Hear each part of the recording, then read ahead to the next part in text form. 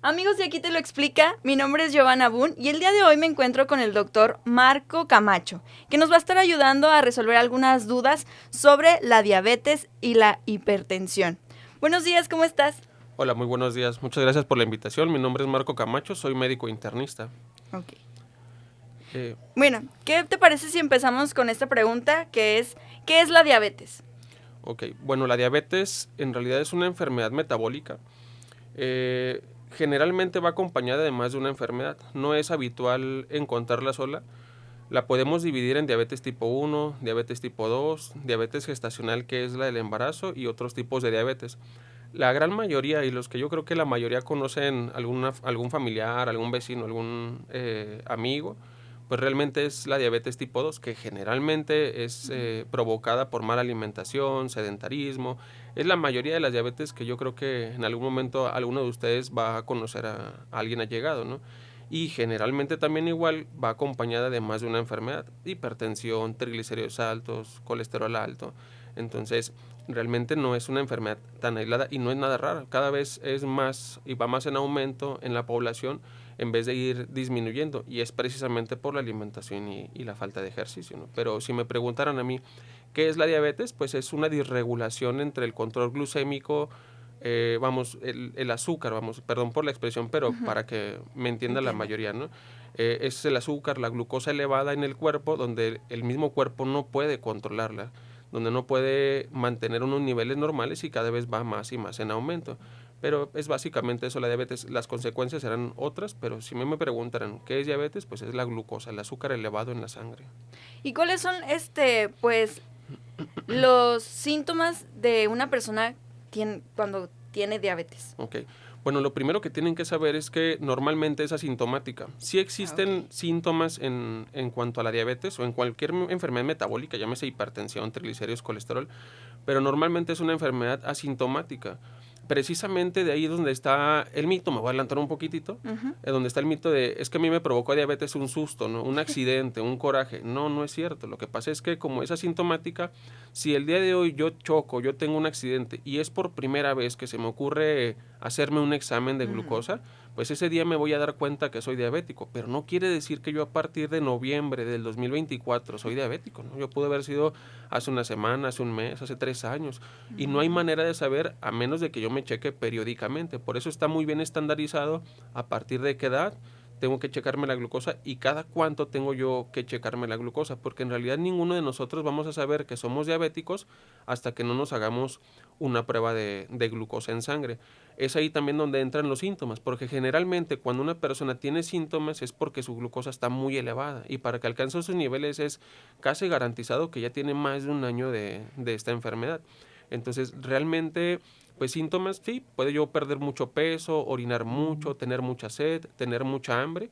Entonces son síntomas relacionados, incluso hormigueo en las plantas de los pies, adormecimiento. Son los síntomas a lo mejor más comunes, pero si yo no tengo ningún síntoma, no quiere decir que no sea diabético. Por eso hay que checarse regularmente, mínimo una vez al año, una glucosa en sangre para ver si realmente soy diabético o no. ¿Y a partir de qué edad tengo que empezar a checármela? La ADA, que es la Asociación Americana de Diabetes, recomienda a partir de los 35 años. Pero si yo tengo factores de riesgo, o si yo tenga 19 años de edad y tengo obesidad, por ejemplo, automáticamente yo tendré que estarme checando la glucosa, aunque sea una vez cada año, cada 2 años, porque pues la obesidad es el principal factor de riesgo, realmente. O sea, la obesidad es la enfermedad que le abre la puerta a Ujú. todas las demás, ¿no? O sea, Sí. si alguien tiene sobrepeso o obesidad, le está abriendo las puertas y las ventanas y está queriendo tener alguna Enfermedad. enfermedad, por supuesto. Mencionabas unos factores de riesgo. ¿Cuáles son, además de la obesidad? Ok, el sedentarismo, la alimentación. Yo puedo estar delgado y Ujú. realmente tener una mala alimentación. No quiere decir que solamente las personas con sobrepeso o obesidad se puedan enfermar, también las personas que son delgadas. Pero lo más nuevo y lo correcto es que en medicina trabajamos con estadística, decir qué es lo más frecuente y qué es lo menos frecuente, ¿no? Entonces, ¿alguien delgado sí puede ser diabético? Por supuesto. O sea, claro. De hecho, también me voy a adelantar un poquito, pero una característica de la diabetes es que empieza con la obesidad, pero si yo no me controlo, ya sea por alimentación y medicamento y ejercicio, La diabetes, una característica ahorita que les mencionaba, era pérdida de peso. Entonces, por eso también es medianamente habitual encontrar una persona con diabetes que sea delgada, ¿no? O sea, porque alguna persona me refutará, mi vecino es delgado, mi vecino tiene obesidad y no se ha enfermado. Sí, pero son estadísticas, no son leyes. O sea, no porque yo tenga obesidad me voy a enfermar, pero es muy propenso, es muy frecuente que alguien con obesidad se enferme. Y lo delgado. Respondiendo a la pregunta, tabaquismo, mala alimentación, sedentarismo, genética por supuesto, pero no es tampoco un peso tan importante, porque ese también es otro mito. Yo soy diabético porque mi papá o mi mamá lo es, ¿no? Si mi mamá y mi papá toman coca todos los días y yo también tomo coca todos los días, pues evidentemente yo estoy buscando la diabetes, ¿no? Pero si mi mamá y mi papá son diabéticos y yo hago dieta, yo hago ejercicio, no necesariamente tengo que ser diabético. Entonces, esos 4 factores son los principales. Hay más, ¿no? O sea, el alcoholismo, la raza también igual. O sea, hay ciertas etnias que se les da más la diabetes, es más propensa. De hecho, la raza hispanoamericana, nosotros somos muy propensos a padecer diabetes, pero en general lo que más tiene que cuidar las personas, o sea, porque son factores de riesgo modificables. O sea, si a mí me dijeran, soy hijo de papá diabético, le digo, bueno, eso ya no lo puedo modificar, ¿no? O sea, el factor de riesgo ahí lo tengo, pero hay cosas que sí puedo modificar, y lo que la gente se tiene que llevar es el sedentarismo, la alimentación, tabaquismo y alcoholismo. O sea, son las cosas que sí se pueden modificar, y eso es en lo que tendrá que trabajar cada persona. ¿Y cómo puedo checarme los niveles de azúcar? Okay, ¿Y cuál es lo normal que debo de tener? Es algo muy tajante. Ok. Los niveles de glucosa menos de 100 es normal. De 100 a 125 se le llama prediabetes, y de 126 en adelante se le considera diabetes. Yo necesito 2 pruebas para confirmar el diagnóstico, porque ahorita me hago yo una y salgo prediabético, y si la otra me sale normal, bueno, pues ya no coinciden. O sea, yo necesito tener dos pruebas en el mismo rango para que se me confirme la diabetes. Esa es una, se le llama glucosa en ayuno, donde yo voy a un laboratorio, me hacen mi glucosa en ayuno y ahí me arrojan un resultado. Y no es muy caro, es muy sencillo, siendo sincero.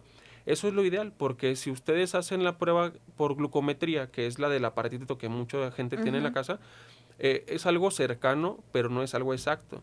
Entonces, para hacer el diagnóstico por primera vez, lo ideal es una glucosa en sangre. Ya, si soy diabético y quiero automonitorearme, si mi médico me lo indica y cumplo las características, pues me dirán, hay que checarte la glucosa cada tanto tiempo en tales momentos del día. Pero ese aparato no es para hacer el diagnóstico, ese aparato es para monitorizar al paciente que ya se conoce con diabetes, no para hacer el diagnóstico. Hay otras pruebas que se llaman hemoglobina glucosilada, curva de tolerancia a la glucosa, otras cositas, pero yo creo que para que la población entienda, con glucosa en ayuno es más que suficiente para que más o menos sepan al respecto. Por eso le digo que es algo muy tajante, ¿no? Porque, no sé, me toca ver un paciente y glucosa de 200. Ay, doctor, es que me comí un pastel ayer. Le digo, con mayor razón.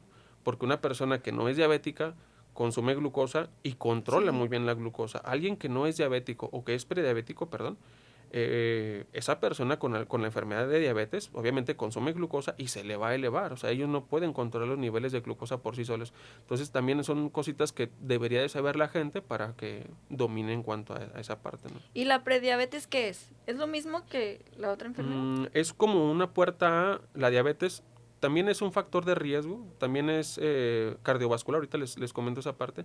También es una enfermedad como tal, pero la prediabetes la mayoría puede revertir, puede remitir como tal. Actualmente ya hay un término de diabetes que se llama diabetes remitida, no curada, solamente remitida, donde el paciente con dieta y ejercicio puede controlar sus niveles de glucosa y olvidarse del medicamento semanas, meses o años. La mayoría va a regresar a ser diabético y va a volver a usar el medicamento, pero es un nuevo término que se maneja, diabetes remitida. Y hablando de la parte de prediabetes, también es un factor de riesgo, no tan importante como diabetes, pero es un factor de riesgo cardiovascular y es la antesala a la diabetes. O sea, es una enfermedad como tal, pero por eso se le llama pre, porque el paciente está en sus manos de revertir el estado y no avanzar al siguiente estado que se llama diabetes. Y si, por ejemplo, me detectan prediabetes, ¿qué puedo hacer para revertirlo? Matarte haciendo dieta y ejercicio.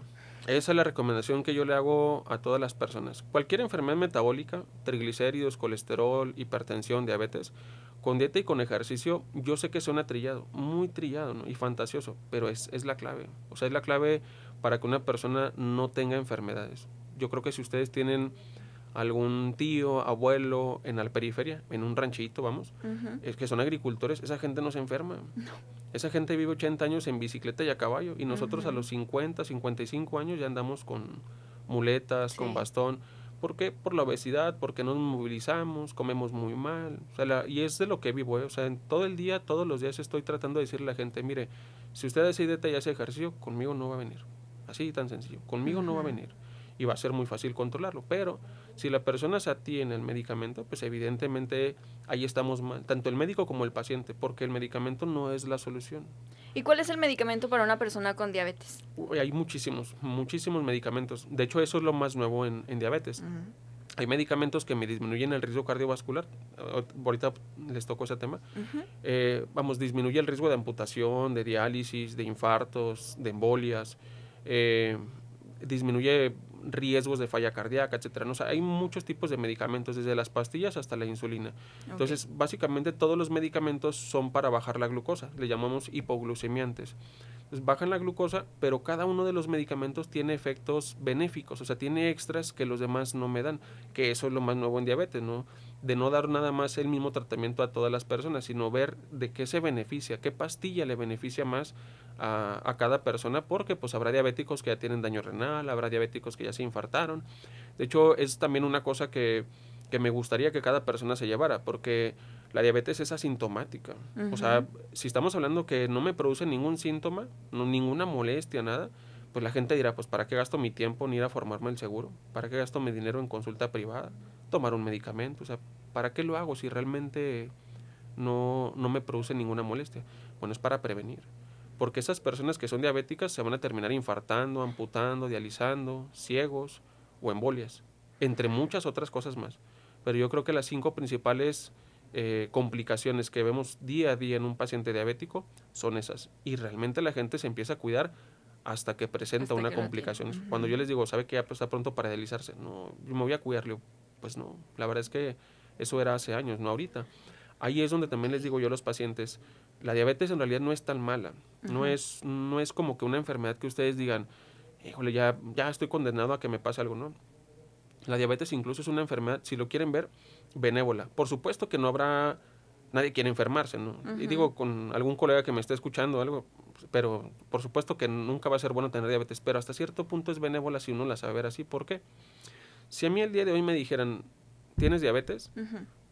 Pues me mato haciendo dieta y ejercicio y se acabó. Yo vivo tan bien y tan largo como cualquier otra persona que no tenga diabetes. Así de sencillo, muy fácil. Lo malo es que como no me molesta, no me produce nada, pues gorditas, papitas, galletas, refresco, ¿no? O sea, toda la comida en realidad ultraprocesada, pues es lo que consumen los pacientes diabéticos y es donde empieza el problema. Nunca le voy a dar alcance. Una pastilla, 2 pastillas, 3 pastillas, insulina, conforme avanzan los años.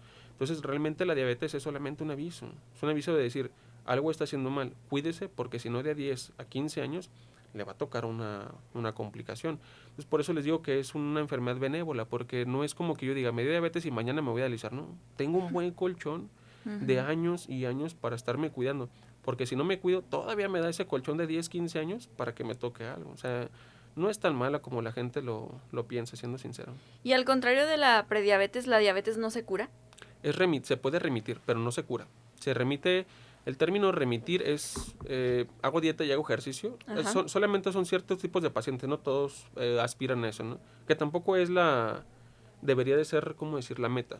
Pero solamente un grupo de pacientes, generalmente son jóvenes, de recién diagnóstico, que usan pocos medicamentos, van a aspirar a tener una diabetes remitida. Es decir, con pura dieta y ejercicio me controlo y probablemente en semanas, meses o años vaya a tener que usar algún otro medicamento, más bien a usar algún medicamento, pero generalmente se controlan con un medicamento cuando eso pasa.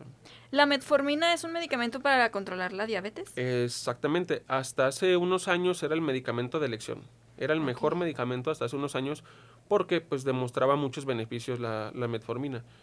Sigue siendo un muy, muy buen medicamento, siendo sincero. Muy buen medicamento, pero ya no es el de primera elección. Ya compite, ya tiene otros dos grupos de medicamentos que lo han superado solamente en ciertas circunstancias, no en todos, pero es un muy buen medicamento para diabetes. Ok. Y, por ejemplo, una persona que hace ejercicio y a lo mejor no hace dieta, pero se toma su pastilla de metformina, ¿está haciendo bien o tiene que hacer a fuerza su dieta? Esto es un punto muy importante. Es que, híjole, es un tema que a lo mejor no se aborda tanto en la consulta, no se aborda tanto por parte de los médicos, pero eso es lo primordial. Es que yo creo que incluso nosotros los médicos no hacemos dieta y no hacemos ejercicio, por eso tampoco le insistimos a la persona, pues haga dieta y haga ejercicio, ¿no? Porque Pues sí. pues no estamos enfocados en esa parte. Cuando uno se enfoca en eso, cuando uno aprende a hacer dieta y a hacer ejercicio, pues obviamente lo va a promocionar como no tienes idea. Entonces, yo les hago ese comentario precisamente porque tiene que ser las dos cosas. O sea, ninguna cosa es más importante que la otra. Incluso sirven para cosas diferentes. Por eso no puedo decir que una es más importante que la otra. Y no porque haga uno, puedo dejar de hacer el otro. ¿A qué me refiero? Bueno, hablando específicamente en el tema de diabetes, si yo consumo glucosa, ya sea en forma de harinas, maíz, papitas, galletas, refrescos, lo que ustedes quieran, ¿no? O sea, carbohidratos en general. Si yo consumo carbohidratos, pues evidentemente mi glucosa se va a elevar. Incluso agua de frutas, porque también eso es un tema que... pero no porque sea natural quiere decir que sea bueno. Entonces, todo lo que yo consumo en azúcar en exceso, porque no tiene el paciente diabético y no diabético, no tiene prohibido consumir glucosa. Tiene prohibido consumirlo en exceso. Ahí es donde entra el nutriólogo. Esa sí no es mi área. Pero se le da una parte solamente de porcentaje de carbohidratos. Pero si excede eso, pues obviamente se absorbe más en sangre y se va a elevar.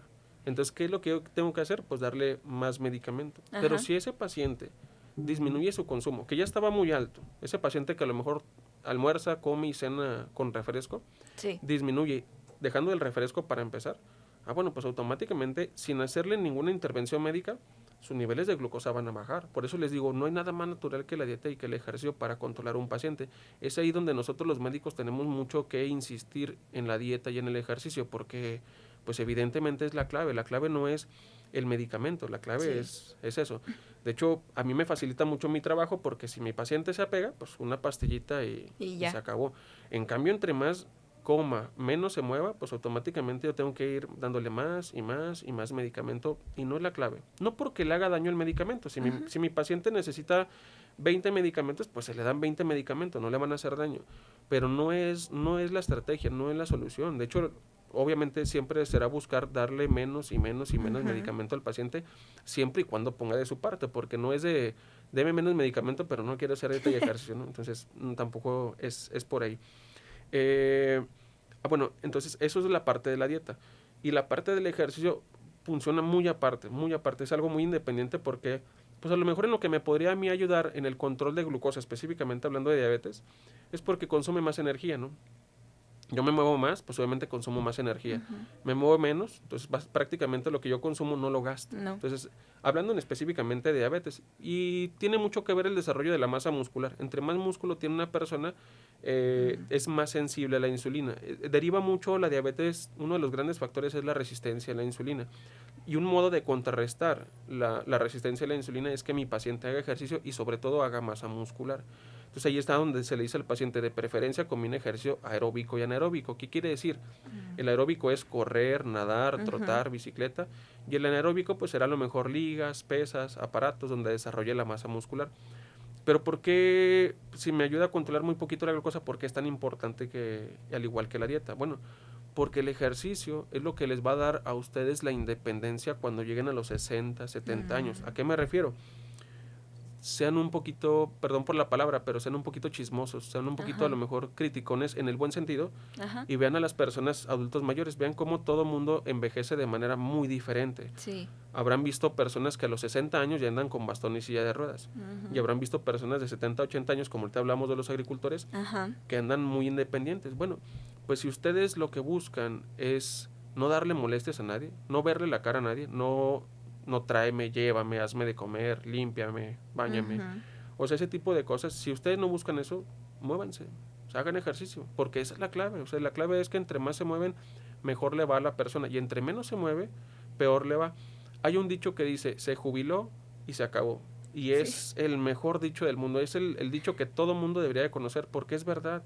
O sea, esa persona, lo poquito que trabajaba, lo poquito o mucho que se movía, lo deja de hacer y se acabó. Se enferman luego, dicen. Así ¿verdad? es, exactamente. Por eso el estarse moviendo es lo mejor que le pueden indicar a una persona. Haga ejercicio, haga ejercicio. Por supuesto, también habrá formas de hacerlo, no decirle qué ejercicio es para cada persona, opciones, porque si a mí no me gusta el gimnasio, ¿qué otras opciones tengo yo, etcétera? Entonces, ahí es donde se le tiene que indicar. Por eso siento que los médicos estamos muy perdidos en orientar a un paciente en cuanto a la dieta y al ejercicio, porque pues se le dice, sí, coma frutas y verduras, ¿no? Y digo, no, es que no es Pero tan qué sencillo. frutas, qué verduras. ¿Cuánto exactamente? Ajá. Porque el gran error está en, dejo el refresco y me tomo un agua de mango. Le digo, pues es lo mismo, le digo, es mucho azúcar. Sí, O sea, no por es... ejemplo, ahorita que hablamos de la alimentación, ¿qué tipo de dieta debe de llevar una persona con diabetes? Es que también igual ahí eso es muy importante. Yo como médico especialista, ni yo, es más, hasta yo voy con nutriólogo. Así de sencillo, ¿no? Hasta yo voy con nutriólogo porque realmente ni siquiera nosotros sabemos cómo comer. Si a mí me dijeran, Ujú. es que es muy difícil. O sea, a mí me pueden decir 30 kilocalorías por kilo de peso. Y si pesa 70 kilos son 2100 kilocalorías. Pero ¿y luego cómo lo hago? O sea, ¿cómo lo divido en carbohidratos, proteínas y grasas? Ajá. Y luego dijera yo, bueno, vamos a dejar 1000 kilocalorías de proteínas. Pues ni siquiera yo sé 100 gramos de pollo, ¿cuánto van a ser en kilocalorías de proteínas? O sea, para eso existen precisamente los nutriólogos. Y es lo primero que tiene que saber el paciente y el médico. Decir, hay algo muy difícil entre nosotros los médicos que es decir, no sé. Ujú. No sé, no es mi área, mire, pero déjeme lo derivo con alguien Que que sí sepa. sirve, ¿no? Que sepa, perdón. Exactamente, entonces no podemos decir eso, y es que no es nuestra área. Creo que yo y cualquier médico, pues solamente llevamos 6 meses de nutrición, o sea, solamente llevamos un semestre para más o menos Saber. saber, y de médico general, ni siquiera de médico especialista. Entonces, no, realmente, si a mí me preguntaran alimentos, le digo, mire, allá está un nutriólogo o nutrióloga clínica, que su Vaya. fuerte es precisamente, vaya con una nutrióloga clínica, pero no debemos de meternos en áreas que no me corresponden.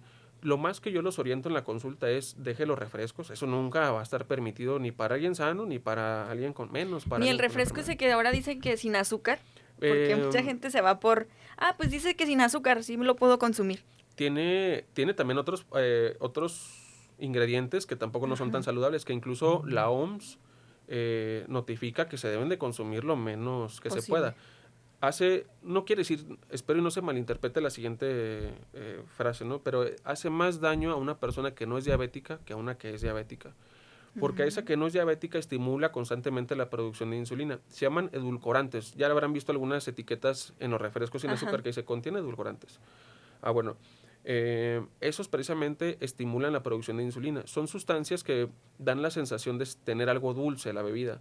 Entonces el cuerpo sabiamente interpreta que está consumiendo azúcar, aunque no sea azúcar, y Ujú. empieza a estimular la producción de insulina. Entonces con el tiempo puede desarrollar resistencia a la insulina o incluso desarrollar diabetes como tal, ¿no? Entonces, pues no son tan buenos como piensan. Por supuesto que va a ser mejor consumir eso que una coca con azúcar, por supuesto, pero no es lo ideal. No es lo ideal un refresco sin azúcar o con azúcar. Pues no. Entonces, incluso la OMS recomienda disminuir su consumo lo más que se pueda y lo máximo sería menos de 2 litros diarios, pero ya es una exageración, o sea, 2 litros de coca o refresco, perdón por mencionar una marca, Sí, no. refrescos en general, no, ya es una exageración. Eso se tiene que estar disminuyendo lo más que se pueda. ¿También los lácteos te suben la glucosa o no? También tienen un porcentaje de carbohidratos. Es que aquí lo importante no es visualizar si me lo suben o no me lo suben, más bien es, Ok. perdón, Ujú. saber cuánto debo de estar consumiendo diario, ¿no? Para que me entiendan más o menos. Sí. No quiere decir que un paciente diabético no pueda consumir 1 o 2 tortillas, pero es que eso lo hace el nutriólogo. Ok. Un plato común de un buen mexicano es sopa, papas, frijoles y tortilla. Ujú. Y todo es carbohidrato, es como estar comiendo pastel. Entonces no quiere decir que tenga de malo comer eso, más bien es saber combinar proteínas con carbohidratos. Es decir, a ver, yo quiero mis 2 tortillas, pues me las sirvo, pero ya no me voy a servir sopa ni papas.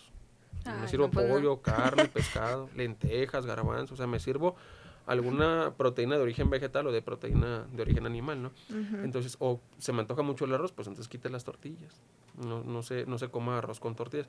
Eso yo creo que la educación es lo que se debe trabajar en una consulta de nutrición y de medicina. La educación hacia el paciente, orientarlo, porque realmente muchas cosas de las que hacen no es porque ellos quieran, sino realmente porque no lo saben. Nunca se les ha explicado qué hacer o qué no hacer respecto a sus enfermedades, cómo iniciar el ejercicio, cuánto tiempo.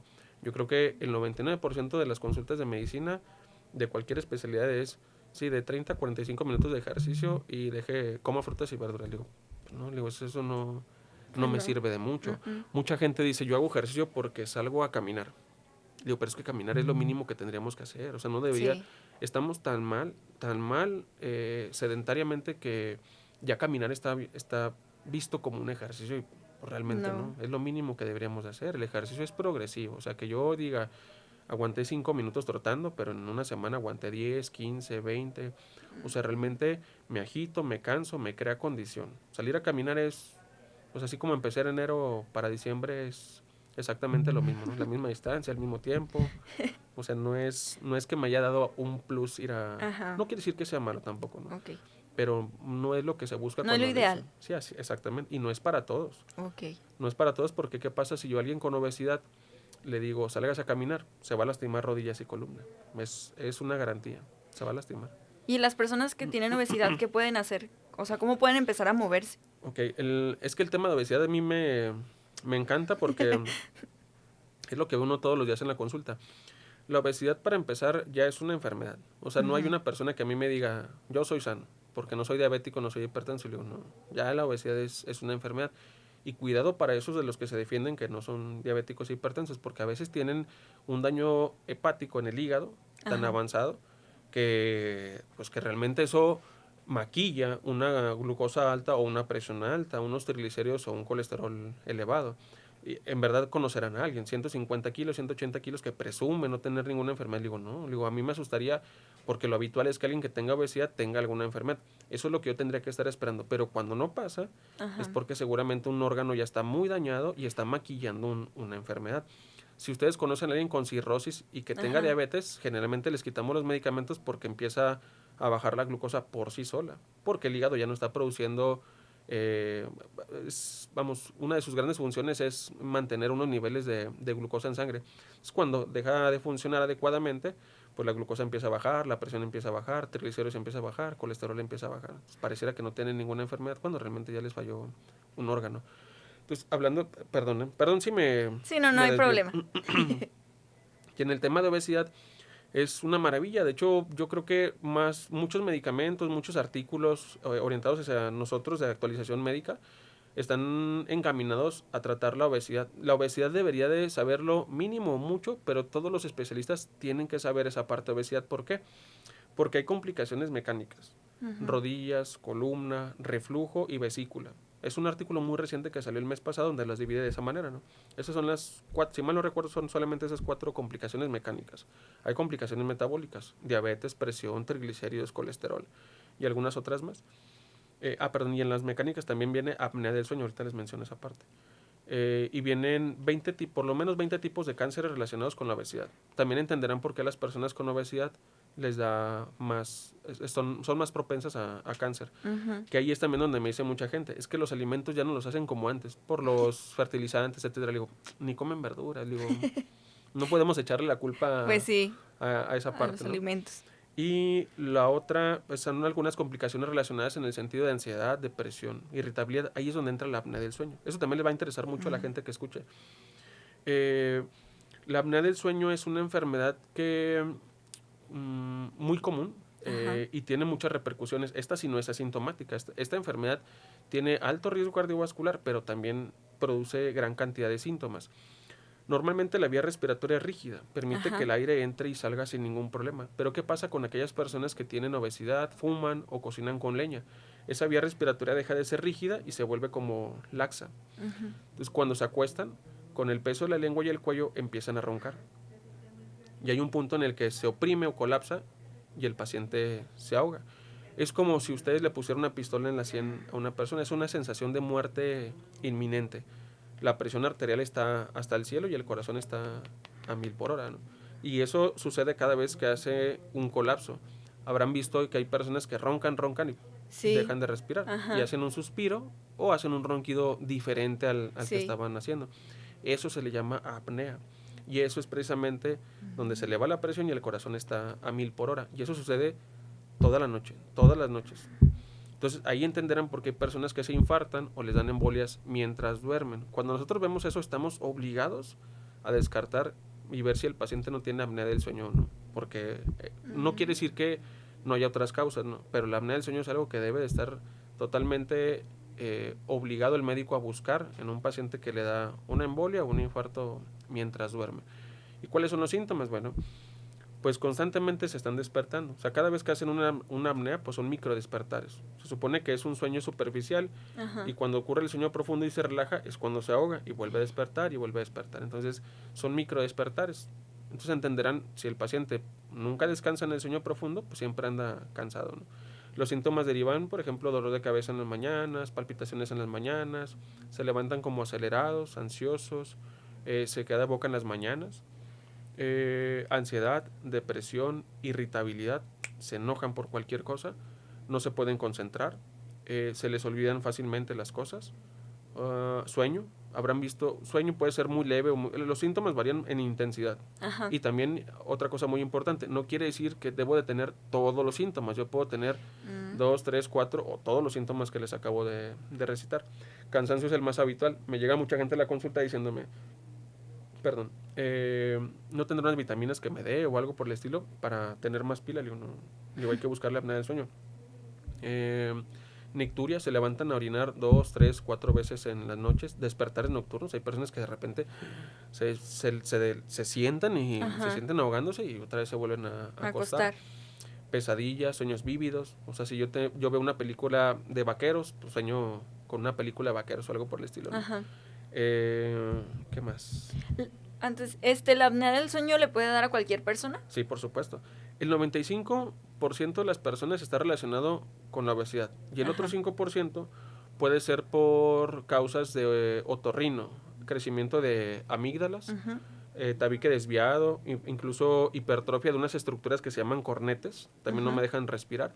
Entonces puede ser que el problema de la persona esté encaminado más a craneofacial, o sea, la vía respiratoria, más que a la obesidad, que es la vía respiratoria baja sobre todo, ¿no?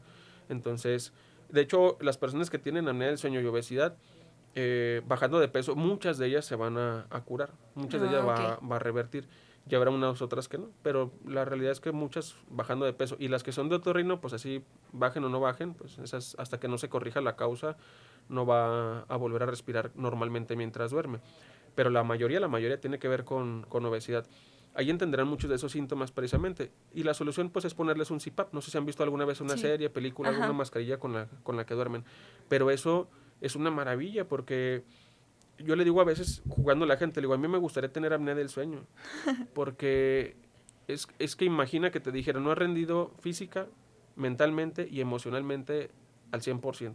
O sea, tienes mermado algo en este momento. Ponte esto y se te va a abrir el mundo, ¿no? Y eso pasa con las personas con apnea del sueño. Se les pone el CPAP y se enamoran. Se enamoran porque, doctor, ahora sí puedo descansar, ahora me siento más vivo, con más energía, más pila. Piensen en alguna persona que ustedes conozcan que esté muy gordito, tenga obesidad, verán que se están durmiendo a veces con el celular. O prenden la televisión y se están quedando dormidos. Son enojones, irritables, ansiosos. Y no es su culpa, tiene una enfermedad no diagnosticada. Eso es la apnea del sueño. De hecho, es muy común, no es nada raro, es muy, muy común. ¿Y puedes morir, o sea, fallecer? Claro, por supuesto, pueden fallecer ahogados. Pueden fallecer por una complicación como un infarto, una embolia, o pueden fallecer ahogados. Hay personas que de plano se ahogan mientras duermen. A veces dice la esposa, es que tengo que darle un codazo para que vuelva a respirar, y es cierto.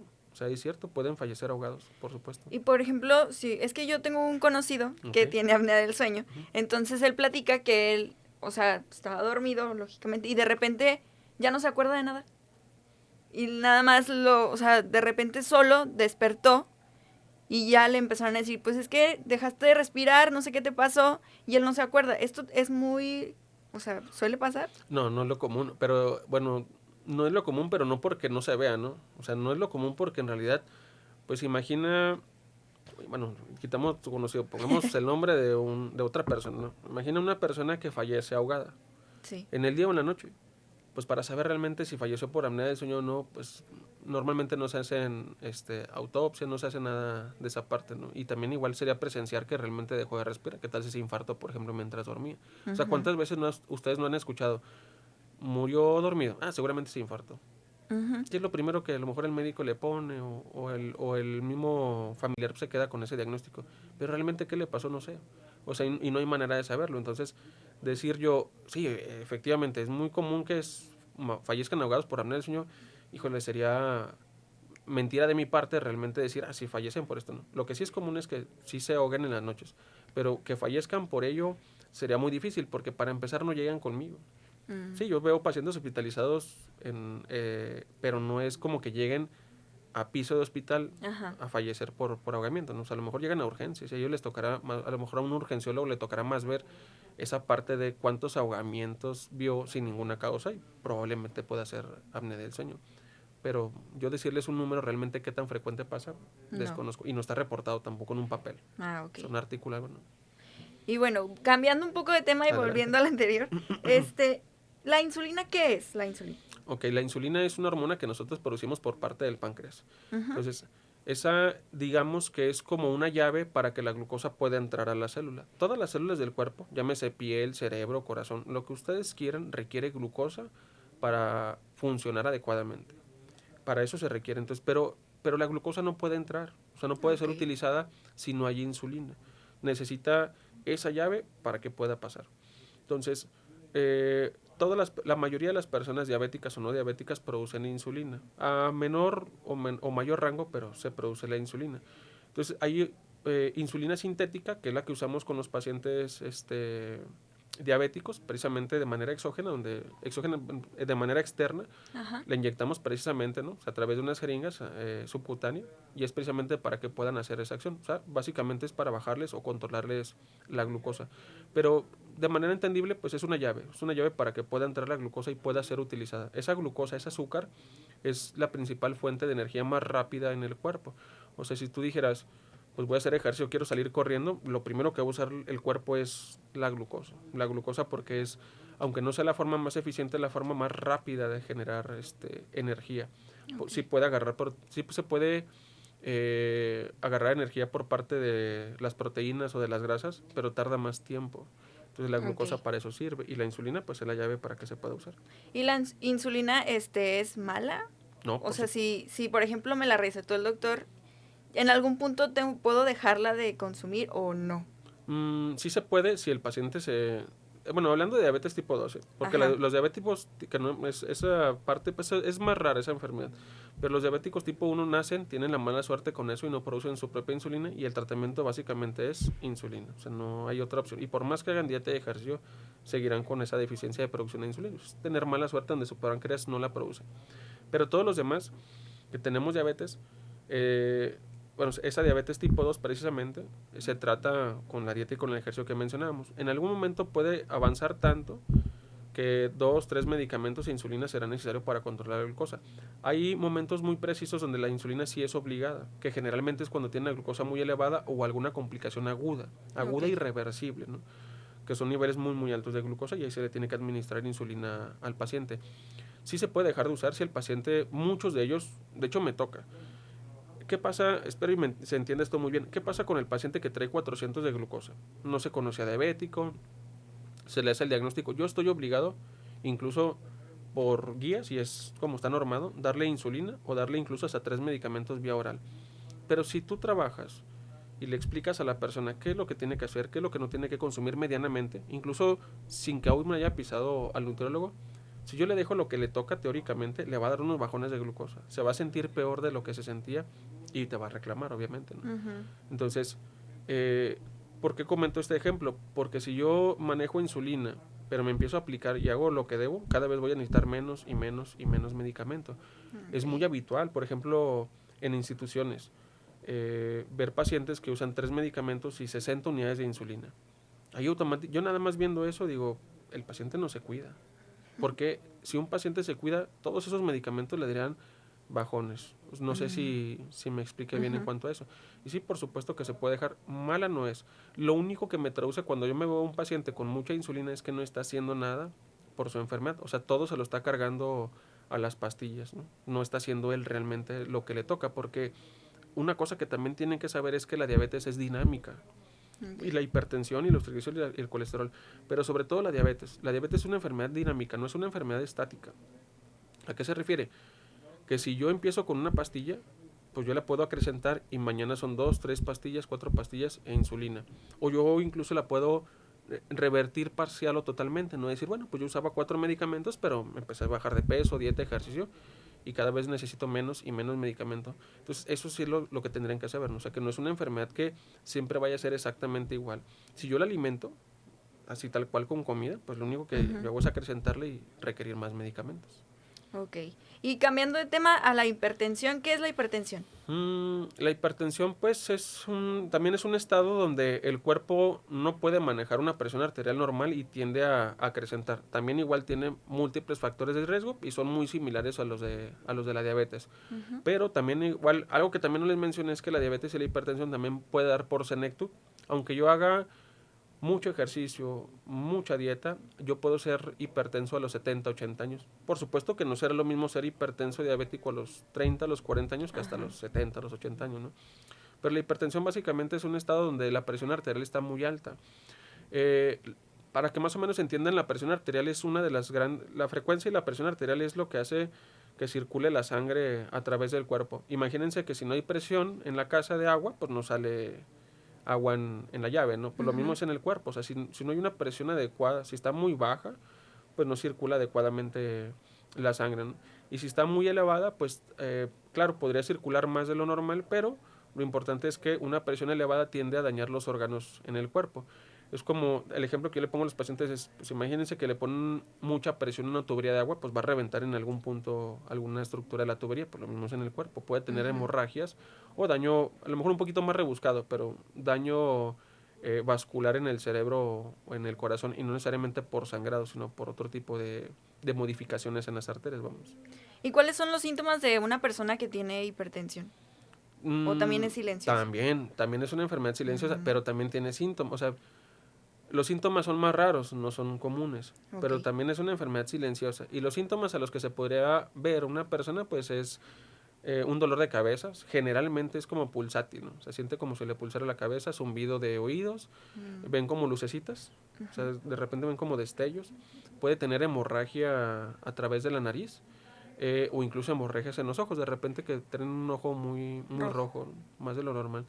Pero la verdad es que también es una enfermedad sintomática. Yo creo que yo los invitaría a que le preguntaran a algún familiar, a algún vecino que tiene diabetes o que es hipertensión, y el típico paciente, que espero equivocarme y todos se cuiden, pero es el típico paciente que uno ve que no se cuida, pregúntenles, oiga, ¿se siente mal? Y los ven con su gordita y cocas y le preguntan, ¿se siente mal?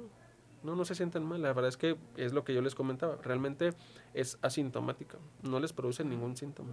¿Y a partir de qué edad te tienes que checar la presión? También igual se recomienda a partir de los 35 años de edad. Cada vez se bajan más y más las edades, ¿eh? O sea, yo cuando comencé a estudiar era arriba de los 40 años, ahorita llevamos en 35 años y probablemente en los siguientes años se empiece a bajar más los rangos para empezarse a checar presión y glucosa. Pero es como les comento, no es que cada vez nos movemos menos, cada vez comemos más y nos movemos menos. Así. ¿Y cómo es el chequeo? Ok, existen dos maneras de checar lo que es una digital, que es la que yo creo que la mayoría conoce, que a lo mejor es un baumanómetro que todo el mundo tiene en casa. A eso le llamamos digitales y hay baumanómetros que son manuales. O sea, realmente eso requiere un estetoscopio, una persona entrenada precisamente para identificar los latidos del corazón y estar viendo la aguja del baumanómetro, precisamente del manómetro, para ver en qué momento se empieza a escuchar y en qué momento se deja de escuchar. Precisamente no es una técnica muy específica para checar la presión. La realidad es que ya lo digital ya desplaza a lo manual. Como en cual, bueno, para que tampoco se queden con esa idea, ¿no? Porque muchos médicos, sobre todo médicos, dicen, es que lo mejor es el de, incluso hasta el de mercurio, dicen, no, ya lo digital nos venció a todos. O sea, ya no hay, yo creo que ninguna carrera o algo en donde digan que no usamos lo digital, ya nos venció en muchas cosas, y el baumanómetro es una de ellas. El baumanómetro digital ya es lo mejor de hoy. Entonces, esa sería una buena manera. Tienen que saber que tiene que ser menos de 140-90. Si toca el 140 o el 90, pues ya automáticamente es hipertensión. Un ejemplo, puedo tener yo 140-70, traigo ya el 140, o sea, yo ya soy hipertenso. O 130-90, traigo el 90, ya automáticamente soy hipertenso. Se le llama la primera sistólica y al segundo número se le llama diastólica. Pero para no confundirlos ni tampoco bombardearlos de información, pues grábense que son 140 o 90. De ahí hacia abajo se le considera normal, excepto en algunos casos, pero para la mayoría de la población 140 o 90. Y por supuesto que tendría que tener más de una toma, ¿no? tener ciertos minutos de reposo. Es normal traer la presión alta cuando ando haciendo algún esfuerzo, algún movimiento. Eso es totalmente fisiológico. O sea, mi cuerpo exige más demanda de oxígeno, más sangre, pues se eleva la presión. Por eso lo ideal es tener unos 5 minutos sentado o bien hasta 20 minutos si es un esfuerzo excesivo lo que andaba haciendo hace unos momentos, ¿no? O sea, andaba subiendo escaleras, cargando cosas pesadas, pues tendré que tener unos 20 minutos sentado para reposar y que ahora sí mi presión se normalice. Y esto de la sistólica y de la otra, Diastólica. ¿qué significa eso? Es que es una cosa que nosotros manejamos en cuanto al ciclo cardíaco, ¿no? O sea, le llamamos discúlpeme, sístole y diástole, que son básicamente cuando late o cuando se relaja el corazón. Y de ahí deriva el nombre, ¿no? Que es una presión sistólica y una presión diastólica. O sea, si ustedes se imaginan el corazón es como una bomba, o sea, se oprime y se relaja, se oprime y se relaja. Al momento de oprimirse, obviamente, provoca la salida de sangre y ese latido, como esa oleada, pues es cuando sube más la presión, se relaja y obviamente la oleada vuelve a bajar y eso se le llama diástole. Por eso constantemente es estar subiendo y bajando la presión arterial. De ahí deriva una presión diastólica y una presión sistólica. Bueno, al revés, una presión sistólica y una presión diastólica. Pero a eso se refiere. Está como que reburujado los nombres, ¿verdad? Sí, y bueno, a veces trato precisamente por eso les decía, trato de no bombardearlos con información, pero deriva de ahí. Ok. ¿Y una persona con hipertensión también es diabética? Hay que buscarle. Es que las enfermedades metabólicas, lo habitual, lo estadístico es que vengan acompañadas, no que vengan solas. Sí puedo yo tener una persona con solamente hipertensión, pero el grosso de los pacientes que tenemos es que tengan más de una enfermedad. O sea, diabéticos e hipertensos, pues es la combinación más habitual. O diabetes y triglicéridos, diabetes y colesterol. Entonces, no necesariamente, no es obligado. De hecho, son enfermedades muy separadas, pero como derivan mucho del factor metabólico, sobrepeso, obesidad, sedentarismo, entonces es habitual que tengan más de una enfermedad. Pero no es lo mismo ni tampoco es obligado que si uno tiene una, forzosamente deba tener la otra. Pero sí se les debe de monitorizar. O sea, siempre se debe pensar que esa persona tiene riesgo de adquirir alguna otra enfermedad. ¿Y con qué frecuencia tengo que estarme checando la presión? Bueno, ahí también igual es variable. Lo indicado también para las personas es que sepan que la presión arterial no siempre va a ser igual durante todo el día. Por eso se les dice a las personas, bueno, habitualmente, sobre todo en esas personas que se les acaba de hacer el diagnóstico, pues estarlo checando más o menos seguido. ¿A qué me refiero? Pues se le puede checar 2 o hasta 3 veces en un solo día, sobre todo cuando manejaron presiones arteriales de momento del diagnóstico muy elevadas, 180, 170, ¿no? ¿Por qué se los comunico? Porque no hay ninguna manera de saber si el medicamento es lo suficientemente eficaz para controlar la presión y va a ser muy distinto en cada persona. Si alguien se los dice y se los garantiza, pues no, ahí estamos mal. No, o sea, es darle el medicamento, ver qué tanto se controla. Si me falta, pues le voy agregando más y más medicamento, no quitarle. También ese es un gran error que cometemos nosotros los médicos, ¿no? De los más comunes, losartán. Pues le dejamos el losartán a dosis tope y no se controló y se lo quitan y le cambian el medicamento. Le digo, no, déjenle su medicamento y agréguenle otro de diferente clase, o sea, hasta que se logre controlar. Claro, hay medicamentos que son simplificados en una pastilla, ¿no? Vienen 2 medicamentos en una sola pastilla y a dosis tope, entonces ahí también, pues sí vale la pena estarle modificando el tratamiento, pero si no es el caso, entonces es estarle agregando y agregando medicamento. Esa es la única manera de saber si mi paciente se controla o no. ¿Cómo? Pues que se esté checando precisamente en casa y de hacerle saber, decirle, chéquese un día en la mañana, un día en la tarde, un día en la noche. Porque qué pasa aquel paciente que me dice, es que siempre la traigo bien, pero siempre se la checa en la mañana. Entonces ese día que yo lo conozco en la consulta en la tarde, pues resulta que está elevada. Le digo, porque nunca se le va a checar en la tarde. No somos robots para siempre traer la misma presión arterial. Entonces ahí es donde comento que precisamente no hay algo que yo les diga, chéquese esta presión, pero sí debe de estarse checando, sí debe de estarse monitorizando porque ¿cómo sé yo que está controlado si no se checa la presión? Estamos hablando que es asintomática. Entonces, ¿podría decirse que deberían de estársela checando mañana, tarde y noche? Así es. Lo que yo habitualmente les digo es un día en la mañana, un día en la tarde y un día en la noche. O sea, 3 veces por semana. Sobre todo en esos pacientes que sí manejan 2, 3 medicamentos para la presión, ¿no? O sea, que uno dice, bueno, estos pacientes son de recién diagnóstico, empezaron con presión arterial muy elevada, eso sobre todo. E incluso en aquellos que empiezan a bajar de peso. Si también conocen a alguna persona que vaya bajado de peso, también cada vez necesita menos y menos medicamento. Incluso ellos inmediatamente se comunican conmigo y me dicen, me siento muy mal. O sea, traigo una presión de 90-60, 90-50. Cuando había estado con 3 medicamentos durante años, empiezan a bajar de peso y la presión arterial se empieza a autocontrolar. Entonces ahí en vez de sumarle, tengo que irle quitando medicamento y medicamento para más o menos mantenerlos controlados. Incluso en algún momento puede llegar a pensar en suspender el medicamento porque se controló con el peso y con la dieta. ¿Y esto también puede pasar con la persona con diabetes? O Sí, sea, ¿lo mismo? también exactamente lo mismo, van bajando de peso y van usando menos medicamento. Y también igual, cuando iniciamos en un paciente, tampoco no hay manera de saber si se controla o no, a menos de que lo chequemos. Nada más que el paciente diabético, ahí varía un poquito más, porque tenemos una prueba, un nombre raro que se llama hemoglobina glucosilada.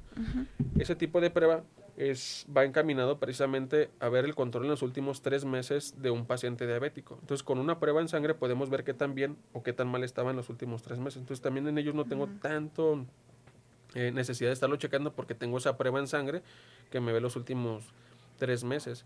Entonces, tampoco no es necesario en ellos estarlo checando, salvo en ciertas situaciones es un poquito más rebuscado esa parte, ¿no? Pero en la mayoría con su glucosilada es más que suficiente. ¿Y también tienen que checárselo mañana, tarde y noche? No, ahí también depende mucho de la situación del paciente diabético, porque puede ser antes del almuerzo, antes de la comida, antes de la cena, o después del almuerzo, después de la comida, después de la cena, pero es algo un poquito más rebuscado. En ellos no es más raro que yo les solicite, bueno, más bien no es que yo, es que se les pida ese chequeo. Es más raro, no es lo habitual.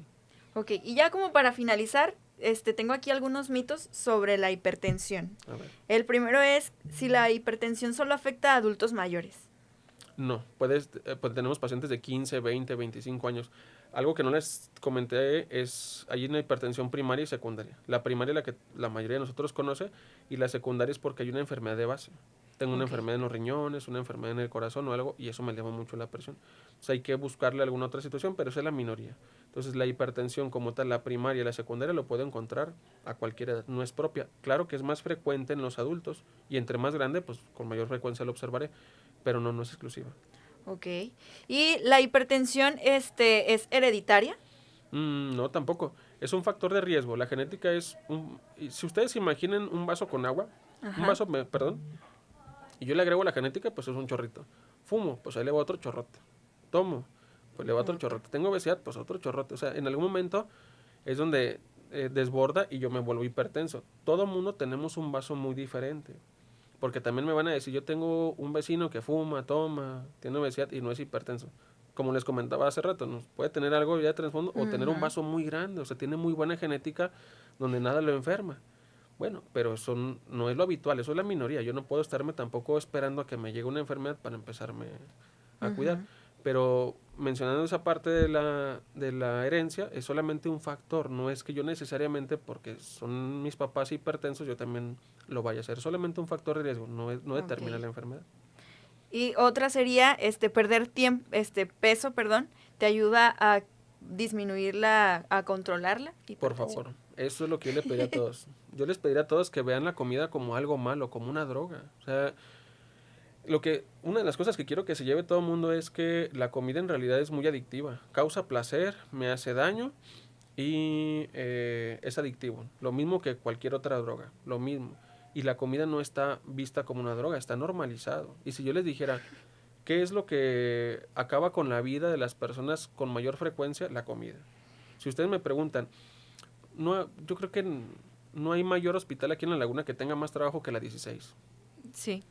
Todos los días está la enorme fila de la 16. Y ustedes me preguntan, en piso o en consulta, ¿cuántas personas por algún accidente, ya sea por culpa del crimen, por el alcohol o por el tabaco o las drogas? Pues no hay más que uno al mes, yo creo, uno cada 2 meses. Y luego entonces el otro 99.99, ¿de dónde viene? Diabéticos, hipertensos, triglicéridos, colesterol, infartados, amputados, dializados. O sea, de eso está lleno los sistemas de seguridad social. De eso estamos llenos. Por eso les diría, aprendan a ver la comida como algo malo, como una droga realmente. No normalicen estar comiendo harinas en las mañanas, refrescos, jugos en las mañanas. No entiendo cómo las personas piensan que comerse 2 hamburguesas y un refresco en la noche y al día siguiente en la mañana moler un nopal y un apio, ya eso ya va a matar automáticamente todo lo malo que hicieron en todo el día. Porque eso es lo que ve uno en la consulta, ¿no? Es un juguito verde porque cené mal la noche. Le digo, más bien como que queremos engañarnos, ¿no? Exactamente. Todo el mundo quiere un método fácil. Sí. Todo el mundo quiere no queremos batallar, No. queremos algo sencillo y algo rápido, ¿no? Una cirugía bariátrica, un medicamento, un jugo verde, uno de estos medicamentos naturistas. Sí.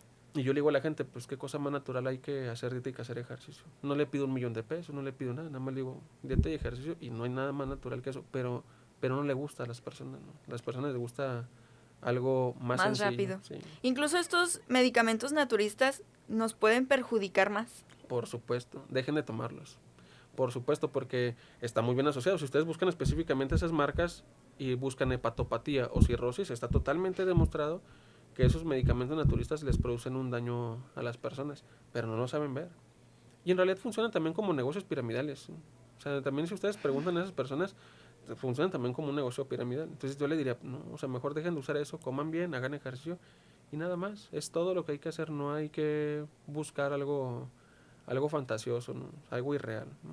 Y Por ya eso. para finalizar, ¿alguna recomendación que nos hagas sobre, pues, para prevenir, o si ya de plano ya lo tenemos, pues, cómo cuidarnos? Yo les diría que, primero, si ustedes ya tienen alguna enfermedad, busquen a un internista.